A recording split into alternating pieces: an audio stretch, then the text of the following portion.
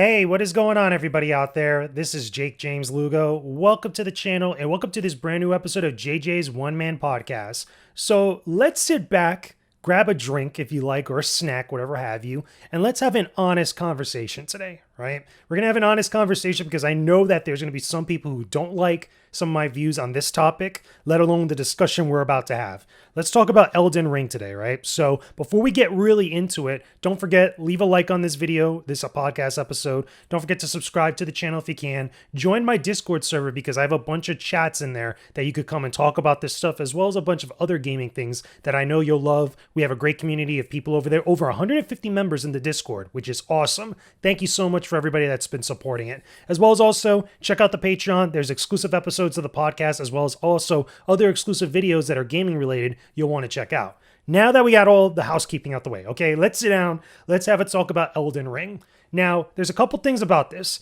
The reason why I titled this episode the way that I did is because it's something that I really am kind of like lingering on and have felt strongly about for quite some time.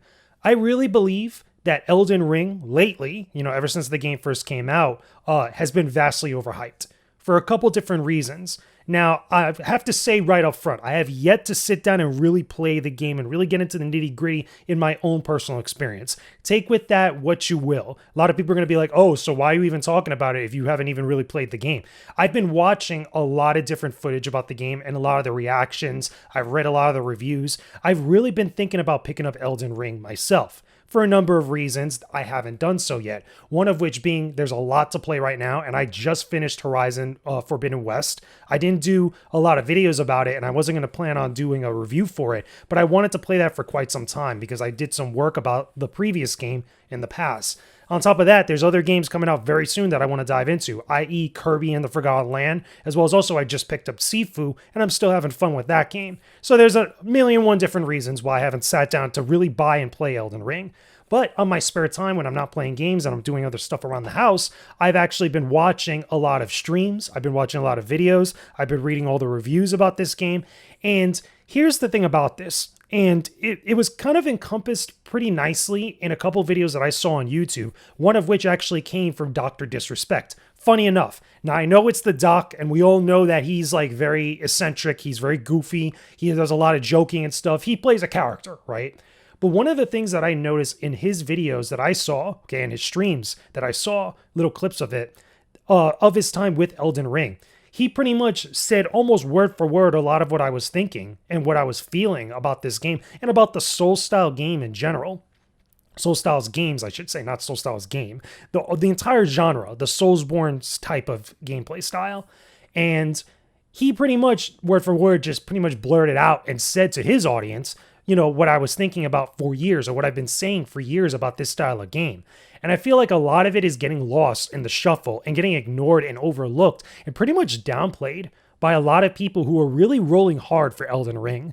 The biggest issue that I've said for years, as someone who has played a lot of Soul-style games, I haven't completed and finished the majority of them, but I have played pretty much all the ones that have come out in some form or fashion and at some point or another.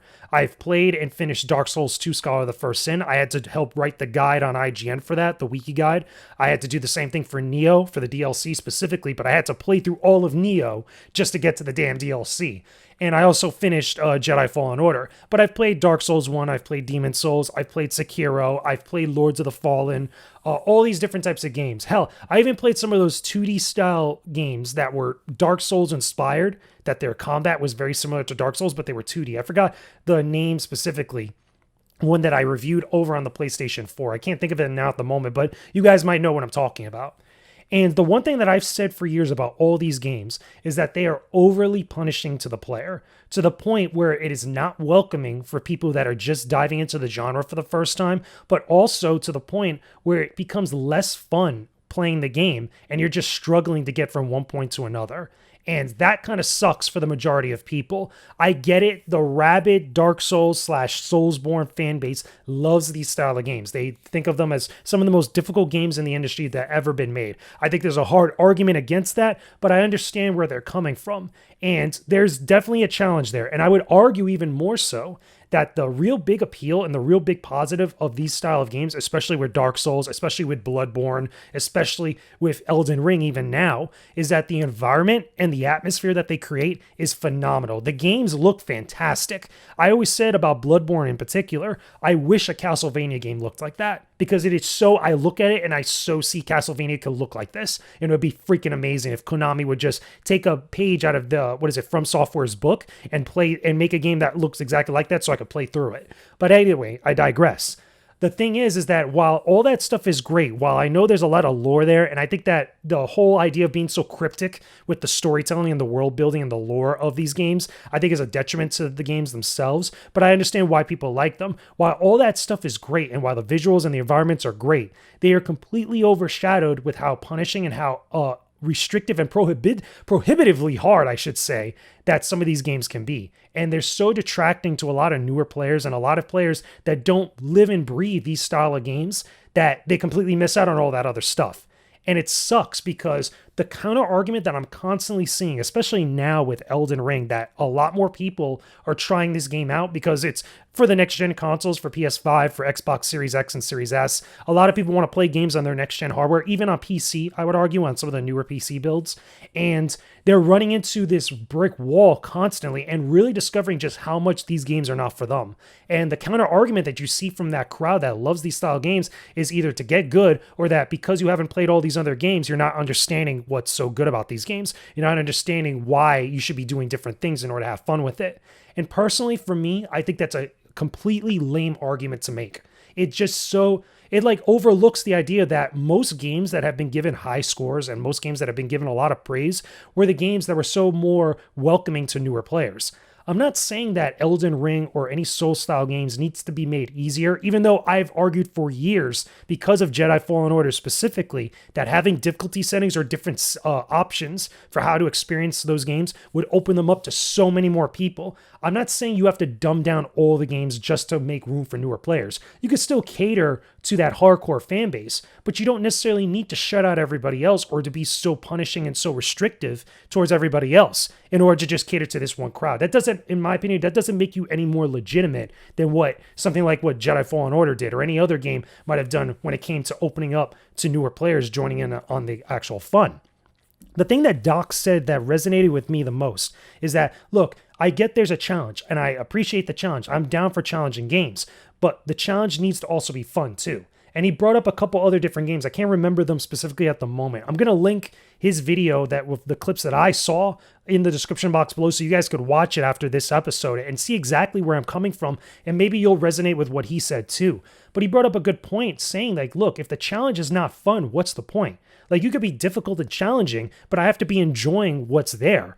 His biggest problem, his biggest complaint on his streams was not only the stuff with the controls, which I think is a fair argument to make. It is a very fair argument to make that the controls of all the Soul-style games are not for everybody. They are clearly like made for a specific type of person in mind, and they are very unwelcoming to everybody else. I think that's a detriment to the experience for most of those games, but I get why some people connect with them if you spend time, a lot of time, I should say, trying to learn them and see what you could do and how to make it work for you. That doesn't necessarily work for people that have never played these games before. And the other thing too that I saw, especially coming from Angry Joe, this is the thing that really clinched it for me besides Dr. Disrespect, right? Angry Joe was doing a stream of Elden Ring and he was complaining about how certain things that he wanted to do, the game just straight up in the game itself wasn't telling him to do. There was even one instance that he had in Elden Ring where he was trying to figure out how to put some sort of enchantment on a weapon to kind of give it like that Darth Maul dual-wielding or double-bladed rod type of effect that made it look like Darth Maul's dual-bladed lightsaber. And once he got some of the stuff that he needed to get and actually equipped it, then the game told him afterwards, after he did it, how to do this, which didn't make any sense because he went through the whole beginning of the game and not once did the game mention that. I just find it very weird how a lot of reviewers and a lot of other people overlook things like that, which I think are very important for not only getting players situated, but also making it feel like you're given all the tools right from the get-go. I would argue too that there's other mechanics and other things where this same thing happens that I've seen in other videos, not just in Angry Joe's case. Doc, I'm pretty sure, ran into the same thing because he couldn't even figure out how to, one, equip a shield and actually use a shield in combat, which that type of stuff, in my personal opinion, again, my personal opinion, not having touched Elden Ring as far as gameplay is concerned, That type of stuff should be given to a player and made clear to a player right when they first start playing. That doesn't have anything to do with difficulty. That doesn't have anything to do with, impeding on a developer's vision or a director's vision. That has to do with getting a player set for what they are about to experience. Give them all the tools that they need right from the get-go. Let it be clear to them, this is what things are done, or this is how this game works. Now you could go into the world. And I felt like a lot of the time, Soul-style games, you could see this in Dark Souls, you could see this in Bloodborne, you could even see it arguably in Jedi Fallen Order to an extent, more so even in Sekiro, that is not always the case. It's a damn shame too, because I feel like, again, going back to my argument about options for people playing these games, if there was more options there for people to experience the world and experience the universe that these games had to offer a little bit better, more people would be actually talking more positive about this game, as opposed to not only how difficult it is, but also how much they're not enjoying it. And I find it very hard to believe that a game could get like such high scores like 90s, 95, 97, 100. I even saw in a couple cases, I think it was 10 out of 10 that IGN had given it. And it makes me question that. It makes me question a lot of things. I'm not going to get too much into the whole debate about whether people should have been finishing Elden Ring or not, because I'm on record for saying that you should definitely finish your games when you're reviewing them professionally for an outlet. And I think that a lot of content creators get a lot more leeway for this type of stuff. That's a whole separate video. That's a whole separate discussion, right? However, when it comes to looking at some of these things that I'm seeing in videos, stuff that I'm seeing in streams, looking at the reactions of different people, not just one particular type of gamer that every Souls fan says is the one that's legit and stuff. I'm looking at the landscape of people. I'm looking at the landscape of opinions and perspectives out there, looking at gamers under that big umbrella as a whole.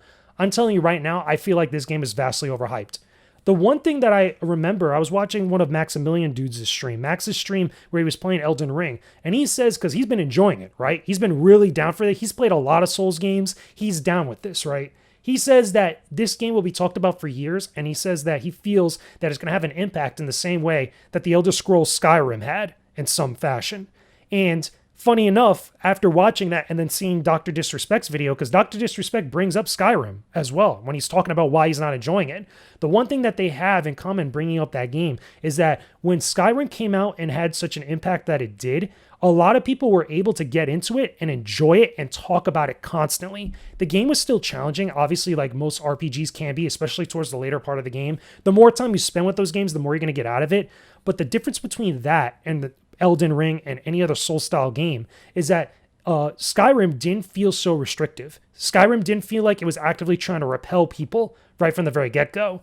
One of the things that is brought up about Elden Ring is that first area against that first like tree boss or that mounted like horse boss that I see a lot of people complain about, where it's so unbelievably difficult. And everybody's excuse for that is like, listen, the game is trying to teach you that you could go around different hazards. You don't necessarily need to fight everything. It's trying to convey that through gameplay. In the times that I was watching people get to those moments and watch from like the beginning of their journey to when they actually started either giving up or started trying to take a break and stuff, the game doesn't really make that clear to you. As far as I know from what I've seen from people, right? Again, having not played it myself, having not sat down and played through the game on my console, I'm watching their experience when they first start out the game. That type of stuff is not made clear to them. And I would argue like, look, if that's the case, why doesn't the game just tell you? Why doesn't the game just give you like a tutorial message saying like, listen, you don't necessarily need to fight everything, or you could always come back to something later on, but eventually you will have to come back to this. Like, I don't see what's the harm in that. To me, that's not like trying to dumb down a game. That's just making something very clear and then giving the player the actual power and for decisions in order to approach things, whether to go back and hit their head against the wall again or to go try something different.